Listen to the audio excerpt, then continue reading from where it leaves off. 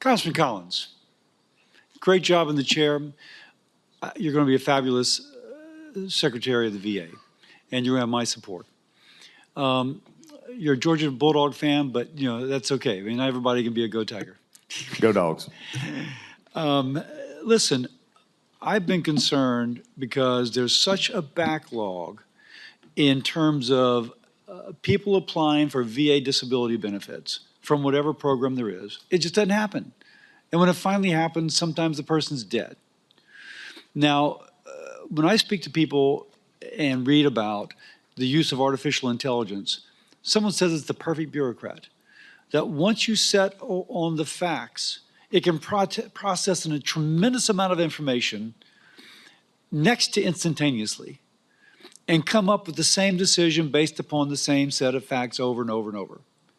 Now, but also learn it's only something that happens if you lean into it. If you just say, oh, well, it's really great, we'll get there when it happens, it never happens. If you say, we are going to set up a system in which we red team it, and we're going to compare it to our best reviewers, we're going to then compare the best reviewers to the AI, whichever is different, we're going to figure out why it's different.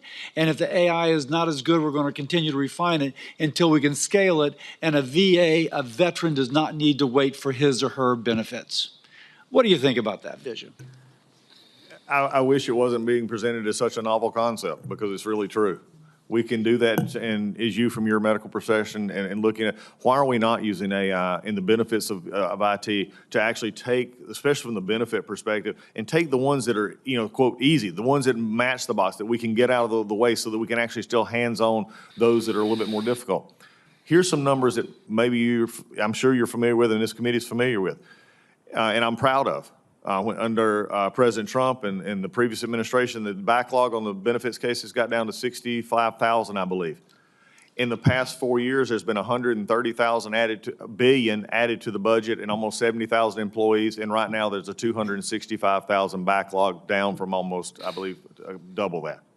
We've went up with everything else. Why are we not able to get out some of these better in better ways? And that means doing efficiency, looking at AI, looking at other technology, not just from the benefit perspective, but also from the medical perspective as well. We've got a healthcare record system that is non-existent right now that we're going to have to do, as you said, that red team approach, as your wording was. So I'm looking for every possible way that I can make it better.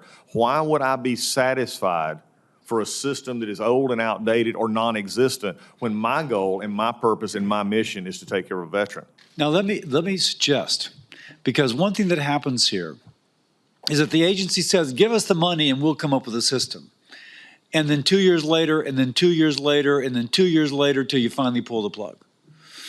So somebody once said you should go out on your bid and say, we want the system at least to be run on a pilot method within 6 months. Because what you're getting is people who already know how to do it, indeed are already doing it in one form, and they're adapting their system to yours. Now, I would suggest, as we work as a team, that we come up with something that we would say, okay, you got 6 months to do it, and then we're going to do it. If we see veterans who have been waiting forever to get their stuff, getting it quickly, getting it appropriately, not too much, not too little, then we can take it to scale.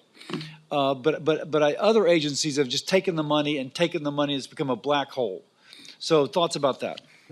My main thought about that is someone who's been on this hill and dealing with budgets, and it was the very thing that most of us go home and do town halls. They do not understand how we do appropriations up here. They do not understand how we spend money up here. They don't get to do that at home.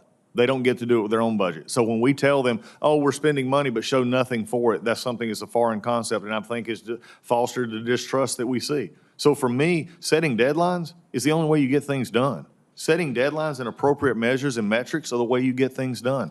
I am going to be one that is actually going to say, here's the defining aspect of what we've been given. Let's use the best results. Let's use the best processes. Let's use the employees we have and the best people. I like that. As opposed to 10 billion, figure it out. It's going to be, here's a chunk of money. If you can show you can do it, we'll take it to scale. But if not, we're pulling the plug and going someplace else. So anyway, thank you. Thanks, sir.